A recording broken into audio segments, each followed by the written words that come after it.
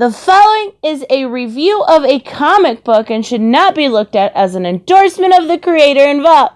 If you really think that, you should have yourself checked out because you're reading into things that aren't there. Also, the quality of this video is low. If you're expecting higher standards, go check out me at Nerd@Newsstand or something else. What you see is what you get. Thank you and enjoy.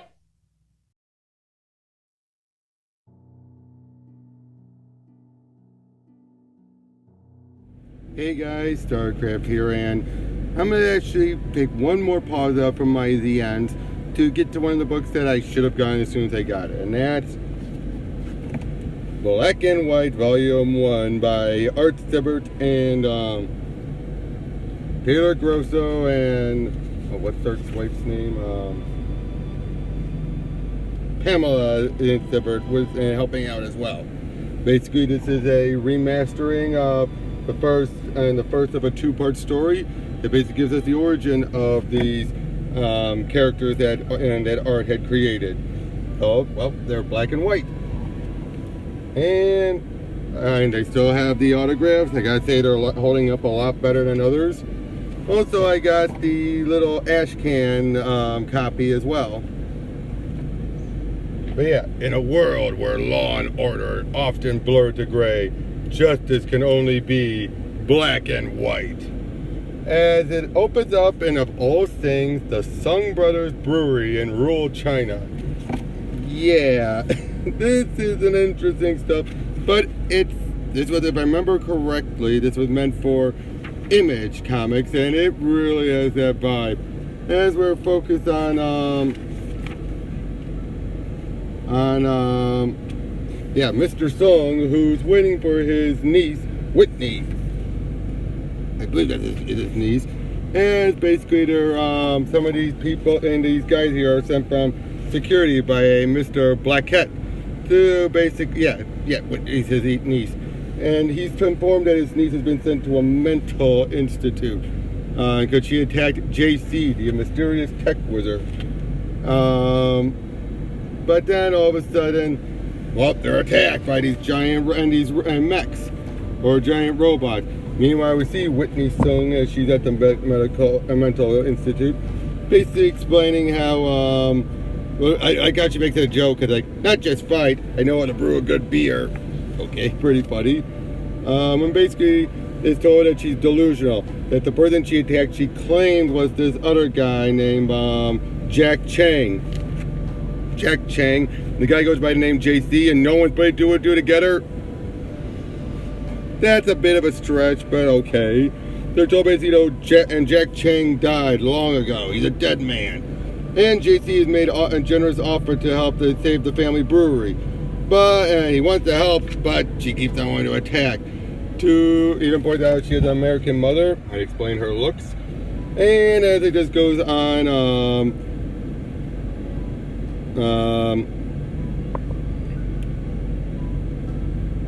oh yeah, but it says he's no guard. They think JC's a guardian angel. He's no guardian angel.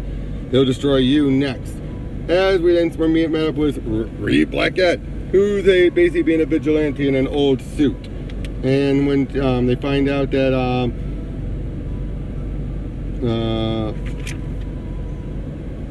but yeah, they're trying to come in and bust her out basically. And it's revealed that Reed used to be MI10, and well, basically, yeah, you're no longer a big bad robot fighter.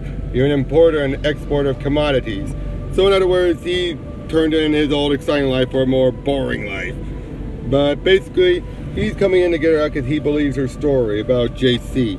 So basically, he goes on in, but yeah, he says, I'm not your psychic, I'm your business partner. I know, your family. And don't you forget about it, my boy. Okay, they must be British, I'm pretty sure. As at the office of Sung Brothers Brewery, basically they're finding out about what's happening. How Mr. Sung was basically forced into selling off, even though despite promising his brother to keep his brother's legacy alive. As Mr. JC shows up, and well, basically they are being, He said, yep, we're taking over. Woman says, but he's been charitable. He would never do it. If he says he's JC, his name's JC. So 90s. As, oh yeah, it turns out, yeah, there's, I gotta try to get the names down pat. Reed. That's Reed right there, actually, right there in the suit and tie. Duh. Sorry. But yeah, he gives a big snap and yelling and telling him to get out as he decks him in the guard. And then once they basically was like, they're told, pack your things, both of you, vacate the premise. As, yeah, basically saying they're closing the whole place down. And yeah, so they eventually, hold on. What's the guy's name? Gray. Sorry, Gray. I gotta get the names down, Pat. Gray is sneaking around. He finds out what they're doing, that they're getting ready to bring everything down. Because apparently there's some mysterious ore underneath the brewery. So eventually Reed makes his way to Whitney, trying to get her out. That standard mental institute attire. As, well, once Reed gets her out, she attacks him, wanting to just go and get JC. As it turns out, apparently the suit is meant to also protect his identity. But it's like, Reed, what are you doing here? You look ridiculous. I'm an ex-spy. It's a long story, Bart. Save it! And she just takes off. Some of the orderlies try to grab her. But then when Reed gave a distraction, Whitney takes him down, but keeps running off. Reed eventually starts fighting on a bunch of the guy in the security until he basically tells Gray to activate the suit's enhancements. But Gray's saying it's not on. He's going to have to override the system. To which he does, and he puts up a good fight.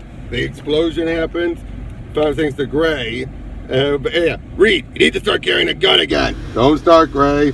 Well, Whitney ruined that plan. However, we still need to find her. And she made her way to Phoenix Worlding, where she's basically destroying anything in her path, saying, JC, hey, you're really the murderous Jake Chang. Show yourself so we can end this. As well, basically, she's pointing out how their destinies have collided again. She wants to just kill him for what he did to her father. And basically even says so, yeah, he won't, yeah, because he said, you can't murder Jake Chang, he's already dead. Isn't that who you really want to kill? I'm JC, reborn from his ashes. Like the Phoenix, of course. As, basically though, it turns out he was partially responsible. As when they were younger and she had white hair and black hair, she gave him this weird rock. And apparently he used to be a groundskeeper. He just pontificates on and on about how, oh, join me and everything, we could rule together. Your father was a tyrant, yada yada. But Reed shows up, busts in, and before he could kill, JC can kill her. As they're able to get away, the mech tries to grab her. He's and then he also shoots Reed right in the back. They're both falling. Thankfully, the suit was able to save him. As they, well, do the usual, use a grappling hook, swing into the building, and right at that moment, after all this time, some sedatives that the or tranks that were given to her beforehand are finally kicking in, and she's very knocked out. We get a whole bit of explanation about their history and everything, about how Reed, yeah, used to be with the spies, just like his father. Gray's basically helping take care of everything. He tried to talk Reed out of bringing Whitney along. It goes on and on from there, and basically saying now, he wants to make sure there's justice, and justice can only be black and white. I'm gonna keep repeating that. It goes on as we get a bit more about how, after giving Jack the stone, Jack killed their fathers when he said, "It's too much power for one person, Jake. Too much power for someone like you." He calls him a tyrant. So yeah, his mind was warped by this stuff. And for some unknown reason still, Whitney's hair changed color when she ran off. As yeah, basically she remembered everything now. It was blocked from her memories, and now she's so upset. She's basically going to say, I gave Jake this power. Besides, prison didn't stop him before. As we're now seeing that JC is using all this tech that he has constructed to give to the capital of Irania in urban China. Basically, he's ready to use it all to affect the world. As we're seeing that Whitney is being given her own suit of armor. She's using it to attack, to practice and everything. They're explaining how the weapons work, yada yada, and also pointing out how things to their uplink helmets, which actually explains for once those weird side things that you usually see in the 90s, allows them to actually understand, think to each other. Yeah, as they go on just explaining everything about the suits, what they can do, they're eventually synced up, and once they do, they're sharing power and everything. It's an interesting concept, I will give it that, as yeah, there, even when they're like Gray's going on, he always is insufferable. Sometimes he's worse. Again, like most 90s comics, it's just moving along, dropping all this exposition and everything. I should point out they have a sweet moment out they can share thoughts, and then it turns out they have JC has Mr. Sung there as well. They Black and White come on in, just attacking and everything, blasting their way through. They're arguing with each other, they're just smashing through. I can go over everything they're saying, but again, it's the usual 90s banter. It's well written, I will admit, but eventually though, they get in closer, and for a moment Whitney just goes in guns blazing, almost gets gunned down till Reed helps her, and then it's like, we gotta work together. So yeah, they just go in at the same time, standing united. Yeah, they just keep on blasting, shooting their way until finally they make it up to Whitney's uncle, who basically he's trying to keep her safe. But yeah, he's basically saying there's something off about him. And he's like, please, my hussy, you don't understand. I'm trying to keep you safe. JC's new world is coming. He says we can have a place in it, but you have to come with us now. I've always let you have your way. For once, just do as I say. From the ashes we will rise. Yeah. Basically saying, yeah, you're a pathetic salesman. Yeah, like she was gonna believe all that. As well, again, just keeps on making this, JC wants this new world order. Keeps on making them the offer. She refused. Goes in, knocked down, taking her uncle away. As yeah, there's a bomb and everything. Basically, yeah, the bad guys get away and the good guys run out of there. And we were left wondering, oh, did they die or not? Given how there's a part 2, we know they didn't. But yeah.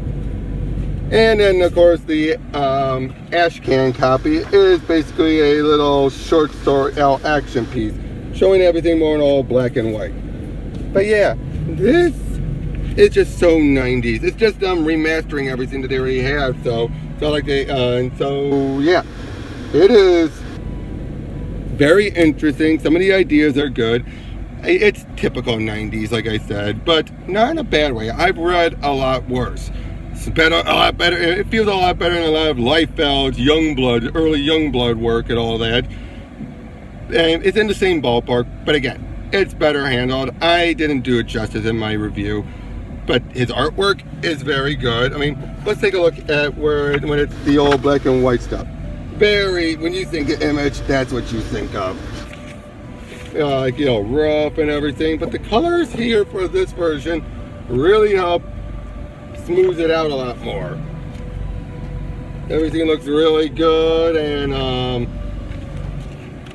yeah, like I said, it smooths out a lot of the typical rough edges. You still see the Liefeldian influence, but it's still very well done, very dynamic.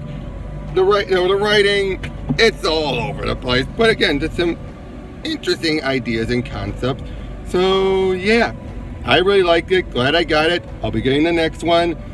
Like I've said before, unfortunately, I'm not interested in chrono mechanics.